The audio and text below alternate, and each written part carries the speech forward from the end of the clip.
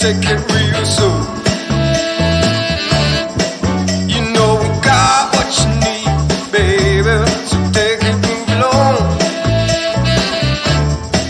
I said we got what you need, honey, come and groove along. Come on. Rolling on the highway, beat up. Wow! Come on, and groove along. Come on. Said babe, I said babe, oh honey, come and groove along. You gotta feel it, yeah, you gotta move along. You gotta feel it, you gotta feel it.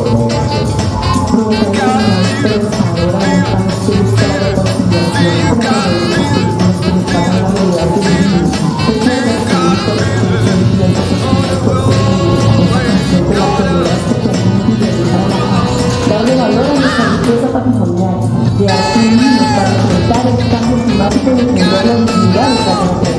El estallido cultural es una iniciativa ciudadana que recorre todo el rincones del país, es un avance de un cambio cultural y una provocación a la vida, a la memoria, a la paz. Alineados con el espíritu del estallido cultural por la paz y por la vida, en esta provocación de reflexión, para compartir esta reflexión con otros colombianos pueden participar con sus opiniones, aportes y comentarios con las etiquetas General Periodismo que Transforma y Unidad Cultura de Paz. Recuerden que nos encuentran en Twitter y en Instagram como @Ministerio de Cultura y que nos pueden etiquetar en sus publicaciones para poder seguirlos y poder acompañarlos en esta reflexión. Mientras organizamos el panel, vamos a comentarles la dinámica que se va a tener.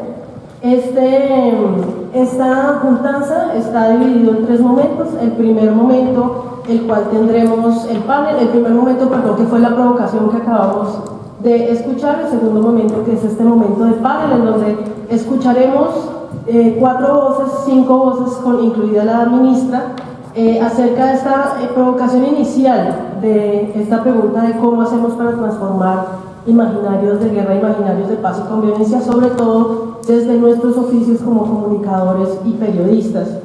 El tercer momento será entonces la mesa, en la cual ustedes están dispuestos, en donde la idea es empezar a escucharnos los unos a los otros para buscar diferentes rutas, acciones, reflexiones, también incluso formas en las que estamos pensando que se puede dar esa transformación. Y por último tendremos unas conclusiones que esperamos se conviertan en una hoja de ruta para estos próximos 4 años, o por lo menos una hoja de reflexión acerca de esta transformación que está viviendo el país. Bernard Stephenson, gerente del canal público Teleislas de San Andrés Islas, si por favor pasan aquí al escenario. También tenemos a Juan David Arenas, director Fundación Cartel Urbano, que trabaja por la defensa de la libertad de expresión artística y diversidad cultural, y Juan Fernando Giraldo, director de la agencia creativa Búho, así como Rodrigo Hernán Acosta, representante por los medios comunitarios, alternativos y periodistas independientes en la Comisión Nacional de Diálogo del Proceso de Paz. Pueden sentarse, muchísimas gracias. El canal de los isleños, de los colombianos, el canal de todas y de todos.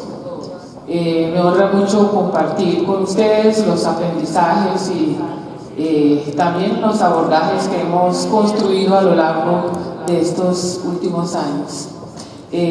Para nosotros, como canal público, canal que promueve la cultura, la diversidad, y yo diría un canal con una lengua propia, el criol, donde hacemos la gran mayoría de las producciones en nuestra lengua materna como una forma de socializar, pero también de preservar y de darle identidad a lo que hacemos en nuestro canal regional. En ese trasegar hemos avanzado en muchos temas. y principalmente muchas coincidencias con el abordaje que nos motiva hoy. San Andrés y Providencia nunca ha sido escenario de conflicto, de guerra, pero sí unas islas receptoras de muchas poblaciones desplazadas, personas que han tenido que llegar a nuestras islas a huir de la barbaridad y de la guerra.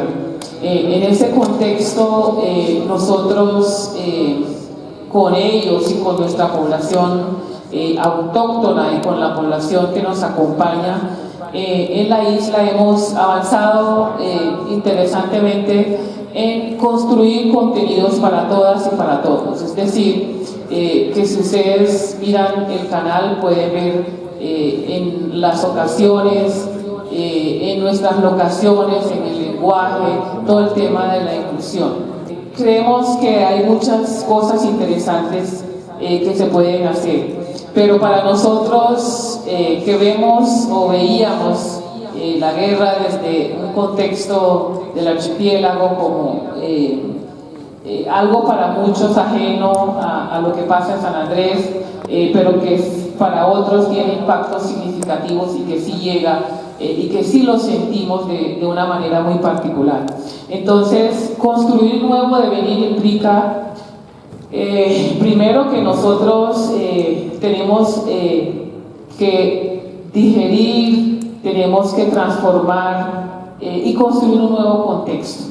Los periodistas somos personas que a veces nos encajamos en unos formatos y obviamente que el formato está, diríamos, en el sistema predominante, el sistema que marca algunas pautas, el sistema que oprime, pero que también implica para las personas unas formas de trabajo y unas exclusiones para otras personas. Entonces, ¿cómo podemos avanzar en construir unos contenidos culturales para la paz y la convivencia? Yo creo que tenemos que cambiar el contexto. Y el contexto es que tenemos que pensar que hay un cambio, que hay una transformación y que hay unas nuevas oportunidades de hacer las cosas.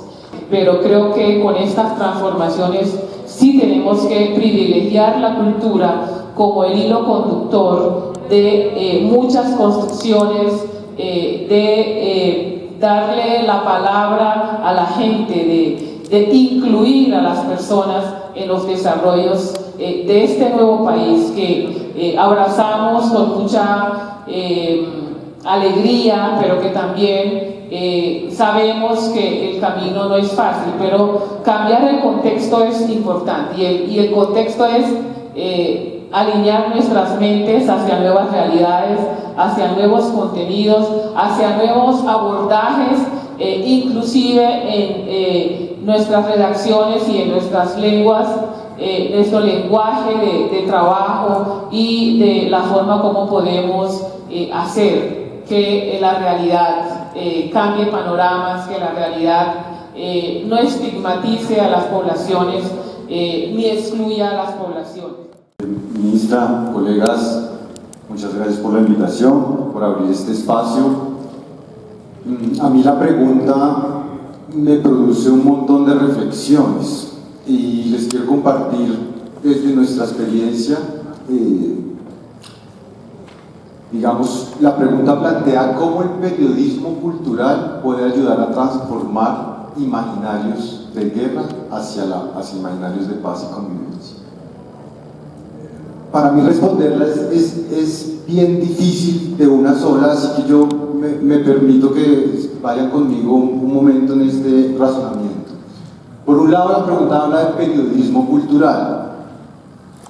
Digamos que en el gran universo del periodismo cultural, a nosotros cuando nos enfrentamos o cuando empezamos a jugar, a dinamizar la cultura,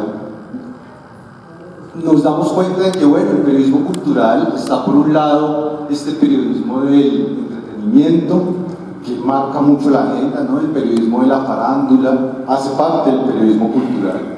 Como lo decía Emiliana, es un periodismo light, es un periodismo superficial, Es un periodismo probablemente que no provoca ni incomoda, y esa es su manera de ser. Tenemos otro periodismo tal vez dentro del periodismo cultural, que es este periodismo que proviene un poco desde las élites o la intelectualidad. Ahí existe, digamos, otro tipo, un periodismo crítico, un periodismo que produce reflexiones, pero de alguna manera es un periodismo para un público muy, muy cerrado. Y nosotros entonces, desde la Fundación Cartel Urbano, tratando de ubicarnos en este ecosistema, pues no nos vemos ni en un lado ni en el otro, nos vemos más en un periodismo contracultural, un periodismo más de base, lo llamamos nosotros periodismo callejero y cultura alternativa, porque al final es un espacio dentro de este dentro de este universo que es el periodismo cultural. Nosotros nos encargamos pues de visibilizar expresiones emergentes en el arte y de la música que no tienen cabida en estos otros espacios del periodismo. Digamos, el periodismo del entertainment o de la farándula, que además tiene un andamiaje a través de emisoras de radio, de revistas, de programas de chismes, de notas, de eventos, digamos, es muy fuerte, ¿no?, ese periodismo. Y nosotros tratamos como de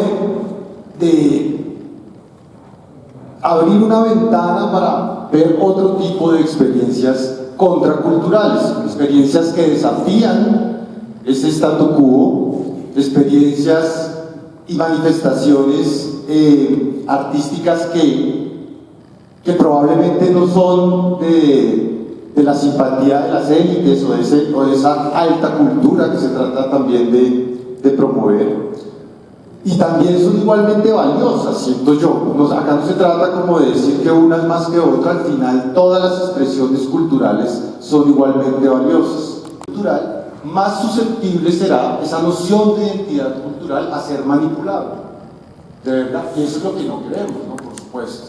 Es un poco lo que se intentó hacer en la administración pasada bajo esta política de economía naranja, donde se privilegió esta cultura light comercial para uniformar un poco y los que dejaran de existir de alguna manera manifestaciones extrañas o disidentes que fueran como en contravía de este statu quo.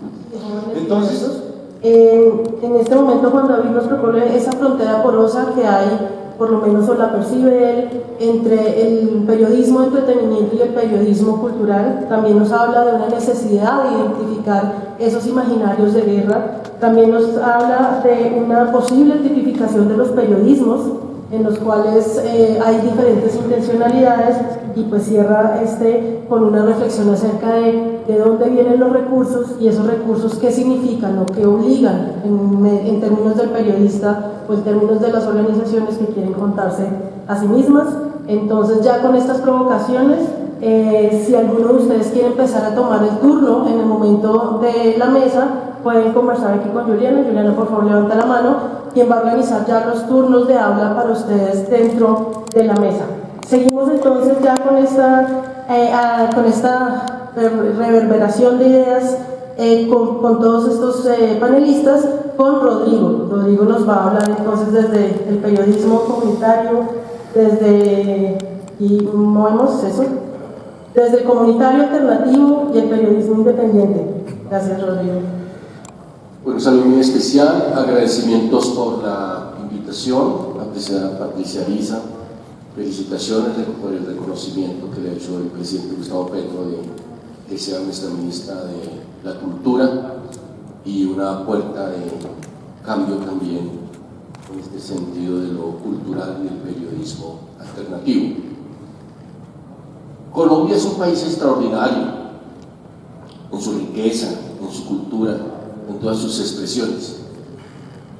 Y no es que los colombianos seamos guerreristas o peleadores por naturaleza. Este es un país que lucha, este es un país que intenta reivindicar sus derechos, pero es un país donde unas minorías armadas de medios de comunicación, tanto públicos como tradicionales, multiplican ese poder de esa minoría. Y en Colombia pasan cosas extraordinarias que no pasan en ningún otro país en toda la historia del planeta Tierra. Y es que en 15 años, en los 15 últimos años, han asesinado a 110 periodistas alternativos independientes. Eso es algo brutal, eso es algo terrorífico en toda la historia del planeta. Igual han liquidado también a partidos políticos, y eso no ha pasado también en ningún otro país. Yo vengo del mundo del trabajo, como dirigente de la CUT, soy un sobreviviente con intentos de asesinato, parte de mi familia exiliada, y quiero también decirles que el movimiento sindical también fue prácticamente liquidado en una generación. Y todos pensamos que es que peleamos porque no hay razón, y no es así. Aquí hay que primero examinar quiénes son los propietarios de los medios de comunicación, y esos propietarios son los mismos que tradicionalmente han detentado el poder económico y el poder político de este país. Y obviamente las leyes las han hecho para profundizar la inequidad, y por eso Colombia es el primer país más inequitativo de América Latina. Es el tercer país más inequitativo de todo el planeta Tierra, en donde los ricos son muy ricos y los pobres son demasiado pobres, en donde el acumulado de la propiedad de la tierra, de la propiedad accionaria de las empresas y de los medios de comunicación llevan a una exclusión de poblaciones, de nacionalidades completas en Colombia. Y aquí entonces, en este gobierno del cambio y en este momento del cambio para Colombia, tenemos que mirar también la responsabilidad de la cultura, de los actores culturales, de las expresiones artísticas y culturales y del periodismo. Y quiero detenerme en varios elementos. Lo primero es que radicalmente hay que cambiar el ecosistema de los medios de comunicación, y para eso proponemos y estamos proponiendo el proyecto de ley de medios que permita el fortalecimiento de los medios comunitarios alternativos, la democratización de esa propiedad de los medios, la democratización del espectro radioeléctrico y la protección de los periodistas independientes, que permita la accesibilidad a Internet en los territorios, porque es un país totalmente incomunicado.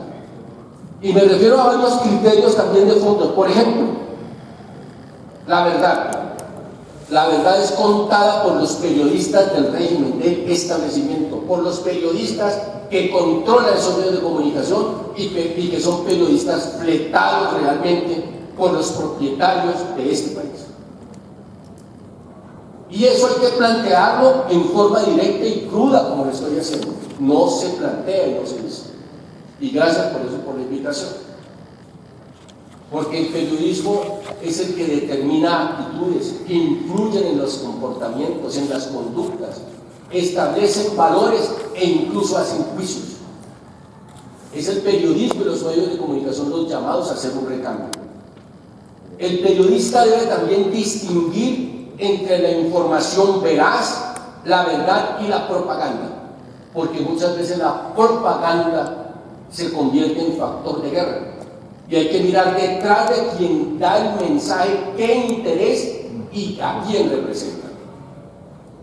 El periodismo no debe solamente cubrir la violencia y el conflicto, sino contrastar realmente con las acciones de construcción de paz. Y aquí la cultura, recuerdo aquí varias expresiones artísticas en todo el país que se refieren, por ejemplo, a bailar y danzar la paz. En el baile, en los grupos de teatro, que tradicionalmente, Patricia, tú has trabajado sobre esos temas de paz, de cómo llevar esos mensajes de paz en la mente, en el corazón, y para sustituir ese mensaje de guerra. Hay que hacer investigación de fondo para realmente encontrar las causas de la violencia y contrastar esas conductas frente a los intereses de la pauta, porque muchas veces los periodistas no se refieren a la realidad de los asuntos por ese problema. El corresponsal de guerra debe resaltar formas no violentas y por lo tanto al menos debe explorar las causas estructurales que motivan un conflicto. No hablar de ganadores ni perdedores, visibilizar prioritariamente las víctimas, humanizar a los actores del conflicto de un lado o de otro, hacer énfasis en las causas y las consecuencias de la guerra, construir ambientes pacíficos, registrar las movilizaciones sociales como la reclamación de derechos y no estigmatizar, como ha sucedido tradicionalmente en contra precisamente del estudiantado, de los profesores, de los trabajadores, de los campesinos que bloquean necesariamente carreteras o que salen a movilizarse, pero que son estigmatizados como actores de la guerra o son vestidos con camuflaje para establecer los falsos positivos. Aún hoy, con el nuevo gobierno, se tiene la presidencia pero no se tiene el poder. La Fiscalía debe perseguir a profundidad y eliminar prácticamente las estructuras paramilitares que siguen causando la guerra en Colombia. La importancia de los medios alternativos hoy es de verdad relevante en la medida que en forma independiente y no dependiente de estos intereses pueden continuar diciendo la verdad. Y finalmente, sobre el proyecto de ley. Primero, señora ministra, a través suyo, mandarle un mensaje al señor presidente de la República, Gustavo Petro, en dos sentidos. Primero, es necesario restablecer no solamente la CECIBI como la Comisión de Seguimiento del Proceso de Paz, sino también la Comisión Nacional de Diálogo del Proceso de Paz, en cuyo entendido, en el marco del Acuerdo de Paz, se encuentra el realizar y llevar a cabo y promover el proyecto de ley de participación, garantía de la protesta social y garantía del derecho a la comunicación. Durante el proceso de paz, con el gobierno de Juan Manuel Santos y las FARC, logramos incluir elementos sustantivos para la democracia de la información y del derecho de los periodistas, para el fortalecimiento también de la comunicación comunitaria alternativa. Este proyecto de ley fue obstruido por las fuerzas de la extrema derecha del Congreso durante los gobiernos anteriores. El acuerdo de paz está prácticamente sin ser activado. Primera propuesta, reactivar la Comisión Nacional del Diálogo del Proceso de Paz, en el cual este servidor actúa como representante de los medios alternativos y de los periodistas independientes. Y segundo, que el gobierno presente el proyecto de ley que estamos nosotros construyendo a nivel nacional, que propone varios elementos. Por eso termino. Primero, la democratización de los medios de comunicación, el fortalecimiento de los medios comunitarios y alternativos, la democratización de la pauta publicitaria, que se sigue incluso hoy gestionando y entregando a los medios como RCN Caracol. ¿Para qué? Sean también los medios alternativos, como lo ha dicho el mismo presidente Gustavo Petro, quienes sean beneficiarios de la dedicación de nuestros impuestos, que han alcanzado sumas de hasta 1.2 billones de pesos que van a parar a esos medios pasivos.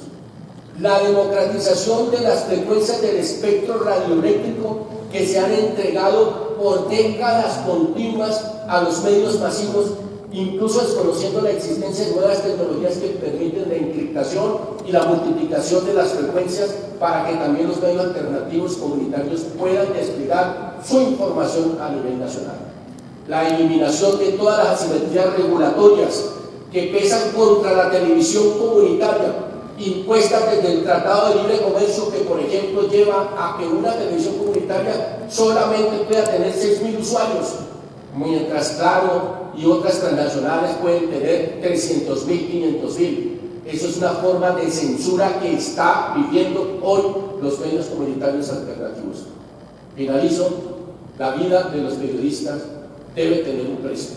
Y en el proyecto de ley que estamos presentando, señora ministra, apreciada Patricia Luisa, queremos que usted sea también una de las personas que desde el gobierno acoja este proyecto de ley. No ha habido ministro alguno que se haya pronunciado. Se ha pronunciado el presidente Petro sobre la ley del 1/3. Lo reconocemos y lo agradecemos, realmente con profundidad. Tenemos una esperanza de cambio. Y si en el 2023 no logramos estos cambios, va a ser muy difícil que en el 2024 lo hagamos. Muchas gracias, muy amables. Ya nos vemos en la mesa. Muchas gracias, Galdo, de la agencia UNO, socio fundador de la agencia UNO, para que nos cuente su visión hacia este punto.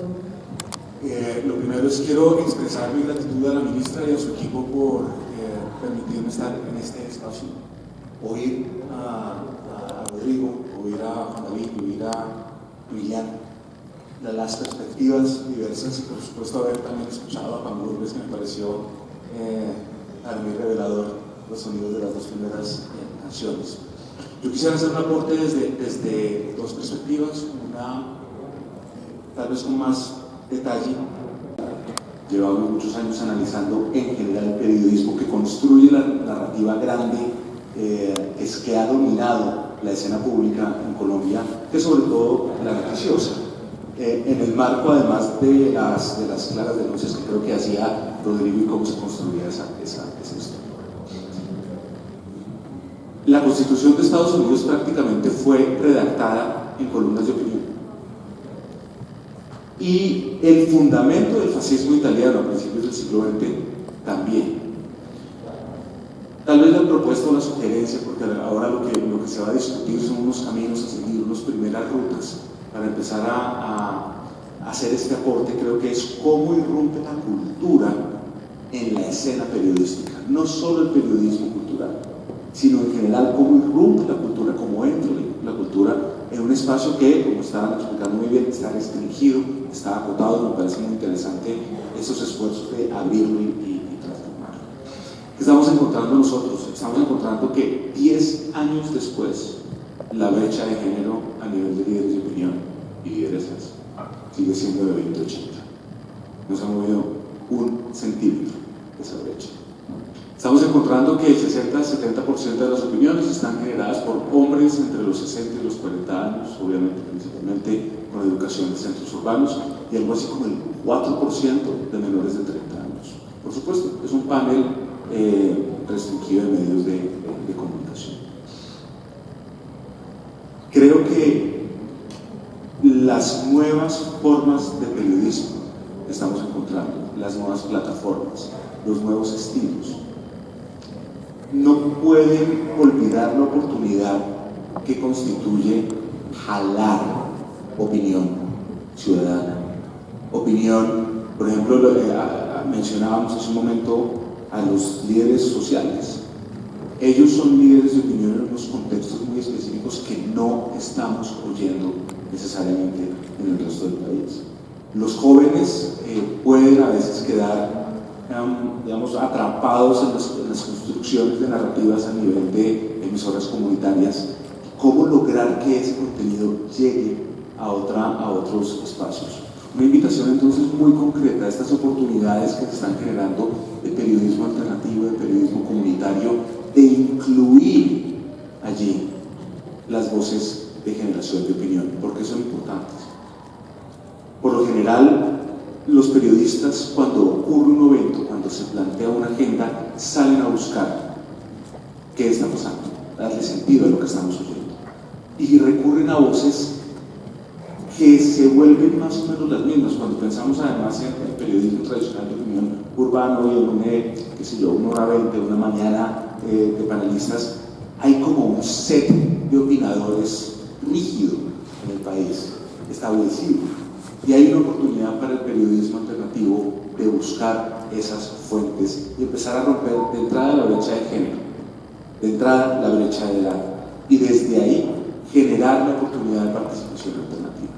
Hay una trampa y hay un riesgo, sobre todo cuando estamos hablando de romper imaginarios, ¿no? Transformar imaginarios. Durante el 2014-2015, cuando empieza a ser más público el debate sobre el proceso de paz y empieza a hablarse de polarización en el país, entramos a investigar qué estaba ocurriendo a nivel de líderes de opinión con el tema puntual del proceso de paz. sorpresa. Los medios de comunicación en donde había menos diversidad de opinión eran los medios de comunicación en cuya línea editorial había una inclinación en favor del proceso de paz. Para nosotros fue contraintuitivo. Los medios de comunicación en donde había una mayor objeción y crítica al proceso de paz tenían una mayor apertura a opiniones diferentes en sus páginas. Lo que quiero decir es que bien tendemos a encontrar en la búsqueda de causas la separación también de opiniones diferentes, así no nos guste. Y por supuesto que el marco de la opinión debe someterse siempre al marco legal, al marco del respeto, al marco de la construcción.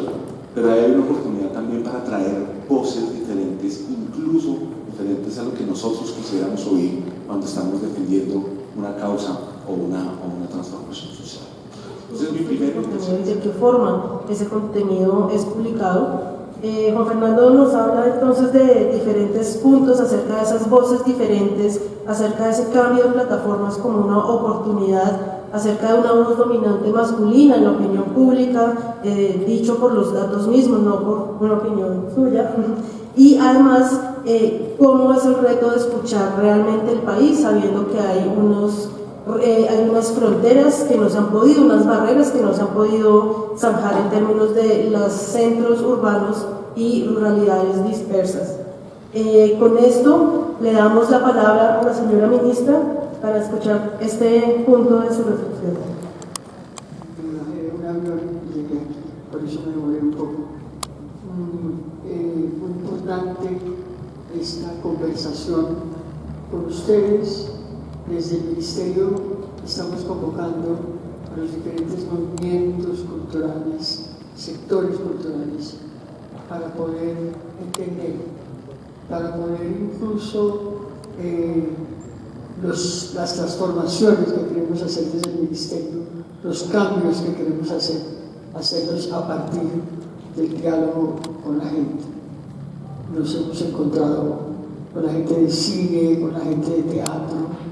Con ustedes es muy importante, y no para que nos hagan publicidad o para que hablen bien de nosotros del Ministerio, sino para escucharnos. Somos nosotros y nosotras que queremos escucharlos a ustedes.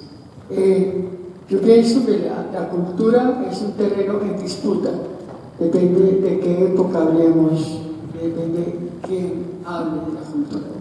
Es muy diferente a lo que puede pensar una persona de la élite, o lo que pueden pensar los indígenas de la Sierra Nevada, por ejemplo, de la cultura. Por esa razón también estamos transformando el nombre del ministerio. Se llamaba Ministerio de Cultura, ahora se va a llamar Ministerio de las Culturas, las Artes y los Saberes, porque no es un simple nombre, es un nombre que ustedes saben más que nadie, porque trabajan con las palabras, que las palabras matan, las palabras también pueden hacer vivir. No es un simple cambio de nombre, es un nombre incluyente. Entonces, yo creo que la cultura es un asunto no político por excelencia, porque tiene que ver con los modos de ser, de pensar, de decidir de las personas y de la sociedad. Entonces es un asunto determinante para las transformaciones. Incluso en la Constitución del 91 dice que la cultura es un fundamento. Nosotros toda la vida hemos luchado mucho frente a esa noción de cultura, que se entienda no como un adorno, sino como que se entienda la cultura en su capacidad transformadora. Eso es lo más importante, porque la cultura sirve para todo, pero nos interesa sobre todo el énfasis en la capacidad transformadora de la cultura. Y aquí en Colombia estamos viviendo un momento muy importante, es un momento de cambio. Entonces, la cultura no puede relegarse a un segundo plano o a un último plano. Entonces, tenemos que valorarla en su capacidad tremendamente transformadora. Y la cultura es como esa intersección entre lo que heredamos y lo que renovamos. Todo el tiempo estamos en esa pelea. Y esa renovación no siempre se hace de manera fácil. No es fácil cambiar la cultura. Hay que hacerlo desde la contracultura. Entonces, esos cambios, por ejemplo, aquí estamos en un cambio muy importante generado por los jóvenes y las jóvenes. El año pasado la movilización que se hizo en los jóvenes fue una contracultura. O sea, no fue solamente un estallido social, como se dice que lo fue. Por supuesto, también fue un estallido cultural, porque se transformaron muchas cosas. Y gracias, no voy a entrar en detalles de la movilización social, pero gracias a ese momento, los jóvenes y las jóvenes irrumpieron de una manera tan importante que yo creo que se inscribieron en el relato de nación donde no estaban. También ha pasado con las mujeres. Yo creo que estamos inscritas en el relato de nación. Hoy en día es muy difícil para un gobierno, así sea conservador o para una institucionalidad, pensar en cualquier proyecto social sin las mujeres y sin los jóvenes. Es imposible. Así no esté de acuerdo, pero algo que no se puede hacer, no se puede pensar, si quieres una transformación cultural.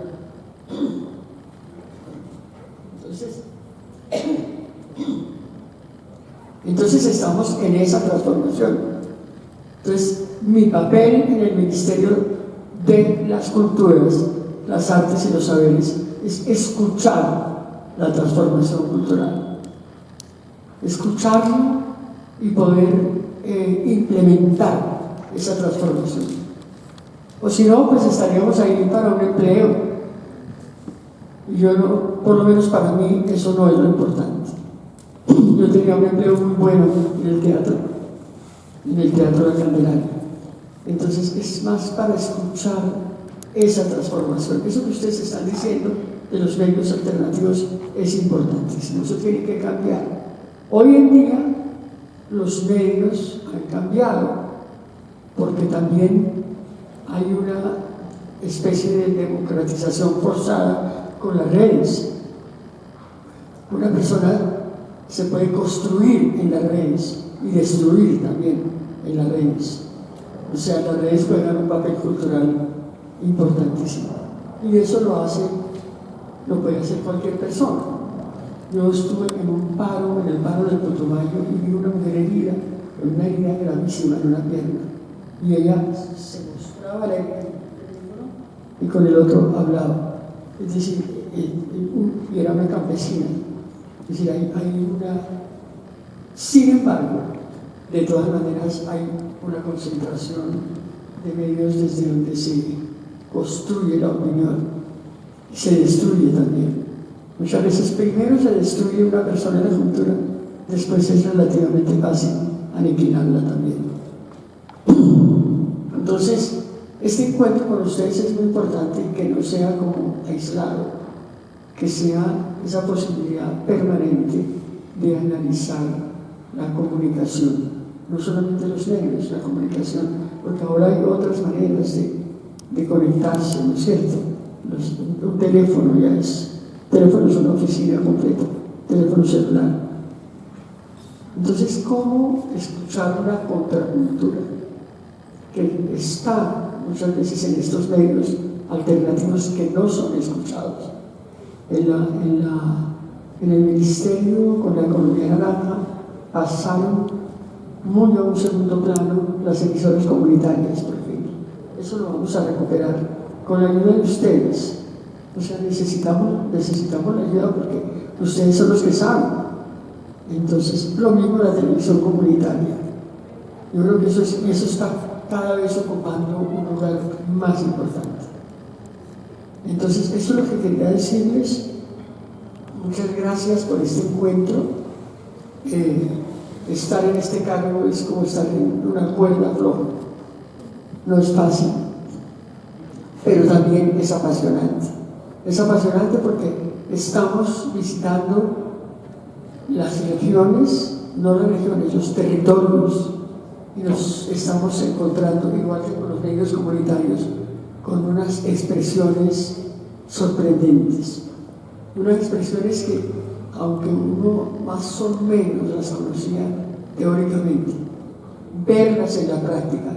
Acabamos de ver una danza, ¿cómo es que la llaman? Danza tradicional contemporánea en el Totumo. Yo creo que mucha gente no ha oído hablar del Totumo. Es un municipio de Urabá, pero una danza sorprendente, asombrosa. Lo pongo solamente como un ejemplo.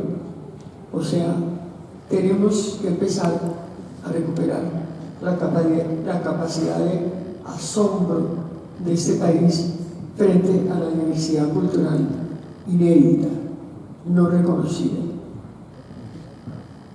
frente a la capacidad de la contracultura. Me encantó lo que dijiste porque eso tiene que ver luego de ahí también, de la contracultura. Entonces, ustedes tienen que ayudarnos, no sé de qué manera, para hacer esta política de los medios comunitarios. Nos interesa muchísimo, nos importa muchísimo. Y también acudimos a los periodistas y a las periodistas de todos los medios, porque independientemente de lo que el medio publique, son un sector, son un movimiento cultural, son unas personas que trabajan en la comunicación. Entonces también de ellos, de ellas, de ustedes, depende mucho la opinión pública, porque aunque existan las redes, los medios siguen existiendo y tienen una influencia determinante en sectores de la opinión, en sectores que controlan la opinión también. Yo no sé, pues a veces yo me salgo del rol de ministra y me encanta salirme, porque no todo puede ser formalidad en la vida, ¿no es cierto? Entonces, no solamente les quería decir eso, saludar este encuentro, que vamos a escucharlos, las conclusiones, las propuestas de ustedes con mucha atención. Yo creo que más que transformar los imaginarios hay que transformar la cultura. Hay que escuchar la contracultura, escuchar a los jóvenes. Hemos estado visitándolos en las cárceles y nos han pedido realizar un trabajo cultural.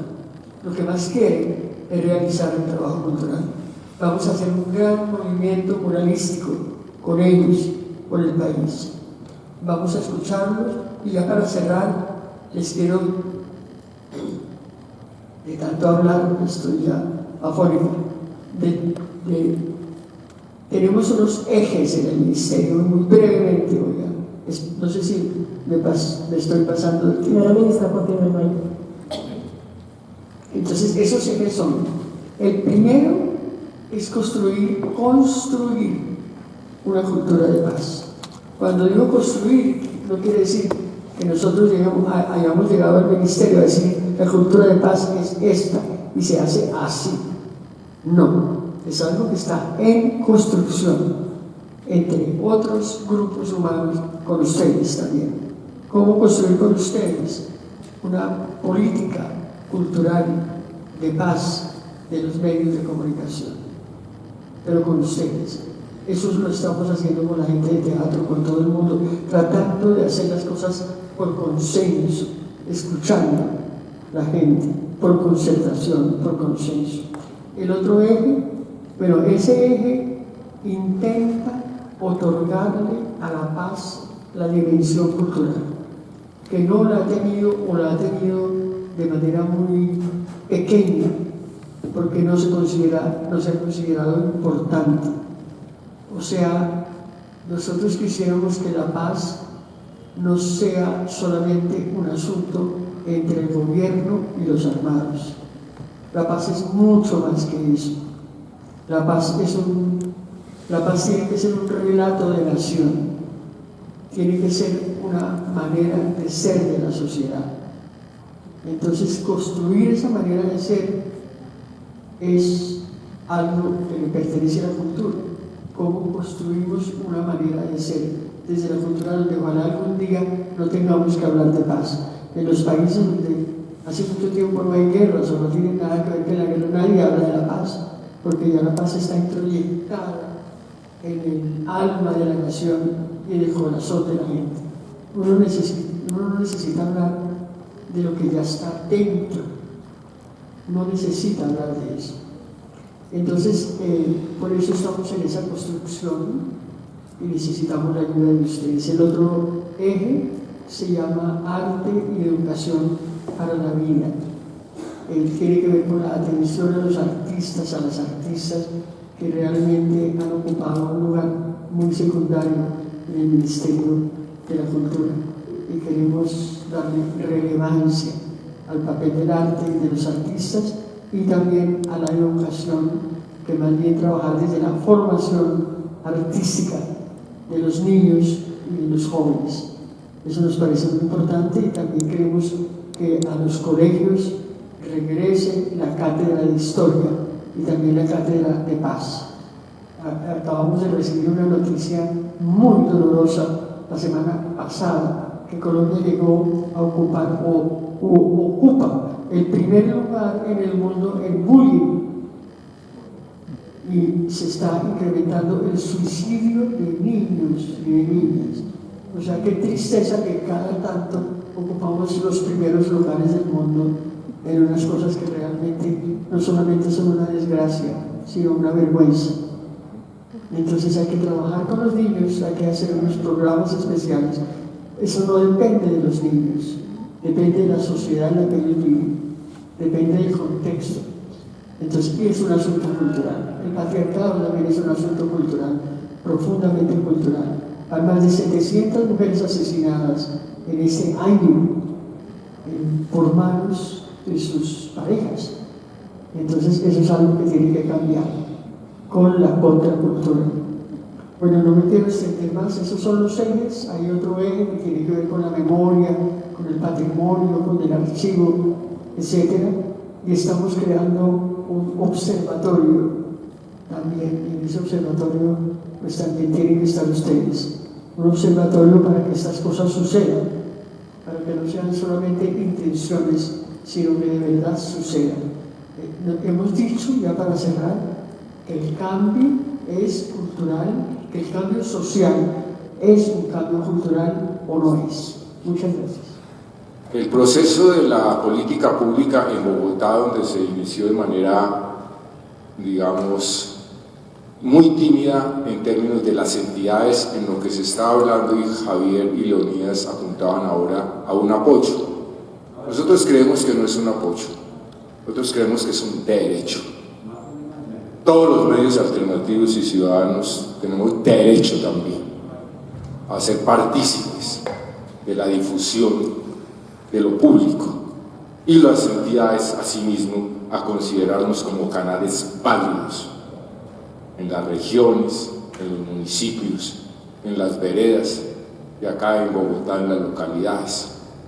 Y ese derecho no lo hemos ido ganando en persistencia. En el camino de pronto ha quedado mucha gente, digo ha quedado porque ser periodista y ser comunicador es más un estilo de vida, es una convicción, es algo que no obedece ni siquiera al ser social, sino a la conciencia social.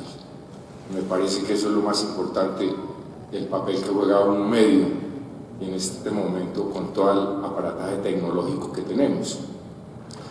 Entonces, siendo breve con respecto a lo que ha pasado en Bogotá, que no ha sido fácil, a pesar de que logramos en el artículo 127 del plan de desarrollo actual que quedara que todas las entidades tendrían en cuenta los medios alternativos para su difusión, tenemos indudablemente que reconocer que solamente una, que se llama la Secretaría de Cultura, y el IDEPAG, que tiene que ver con la mesa técnica desde el orden distrital.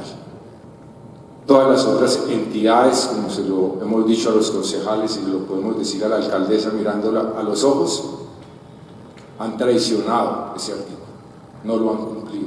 Es más, firmamos un pacto, ahí está y lo pueden ver ustedes por redes, el famoso pacto que firmamos los medios alternativos y ciudadanos con la hoy alcaldesa, y simplemente eso ha pasado de agache para logramos incluso, y esto no ha sido fácil, ha sido un trabajo de la Central de Comunicaciones en la presidencia de nuestro compañero Rodrigo Acosta y el equipo que trabajamos por lo menos cercanos para que este proceso se mantenga. Logramos incluso una directriz de planeación. Por eso, a pesar de que estamos haciendo un llamado a la Constitución, yo siempre digo que la Constitución soy yo, en la medida en que me empodero como ciudadano y la puedo hacer valer. Y el Estado también soy yo, en la perspectiva en que puedo hacer que el Estado cumpla con las obligaciones que nos hemos impuesto. Entonces, para decírselo no solamente a la ministra que se acaba de ir, sino también a todo el Estado del Ministerio, que los medios alternativos y comunitarios no estamos pidiendo ayuda, estamos exigiendo nuestros derechos y que sea incluido dentro de ese estallido cultural, que además se ha demorado. Realmente yo no siento que haya habido un estallido cultural, y lo digo de manera propositiva. Más de 100 días y el canal institucional no era el canal de este gobierno. No sé si lo sea porque me aburrí ya de verlo, porque realmente no estaba siendo coherente con la política de este gobierno, y creo que está en el Ministerio de Cultura tener en cuenta lo que está pasando con RTBC y con nuestra radio nacional. Desde nuestro ejercicio, y lo decimos acá para que todos los medios nos apoyen, el pacto histórico se ha comprometido con una ley de medios, pero cuando los grandes medios salieron a decir un momentico que había una ley peligrosa para los medios de comunicación, entonces algunos compañeros y compañeras senadores y representantes a la Cámara del Pacto como que dijeron, uy, esto está peligroso, esto con los medios alternativos. Sin embargo, nosotros continuamos con nuestra lucha y hemos hecho foros en el Congreso, como se ha reportado acá, en el cual, igual que acá, con la misma voz, la misma tranquilidad y la misma coherencia, les decimos, no estamos pidiendo ayuda ni estamos acá diciendo, señor senador, a ver si nos ayuda, que yo vote por usted o por él. No, señores, así no pueden ser los diálogos, tienen que ser de ciudadanos a ciudadanos, y en el entendido de que quienes están ocupando cargos públicos hoy son funcionarios de los ciudadanos, no son una élite especial que incluso ni siquiera uno puede hablar con ellos, ni siquiera los puede abordar por el avispero de escoltas con que a veces suelen andar. Entonces, ese llamado y ese aporte en términos de que hay muchas compañeras y compañeros. En Bogotá de pronto nos hemos visibilizado un poco más, pero en las regiones la situación está complicada, y supongo que ya han nombrado aquí el número de muertos y de amenazados, de gente que hace periodismo y comunicación para no. Muchas gracias por eso. Come on, groove it on. I said, baby, I know you're on a roll. Sweet honey, let's take it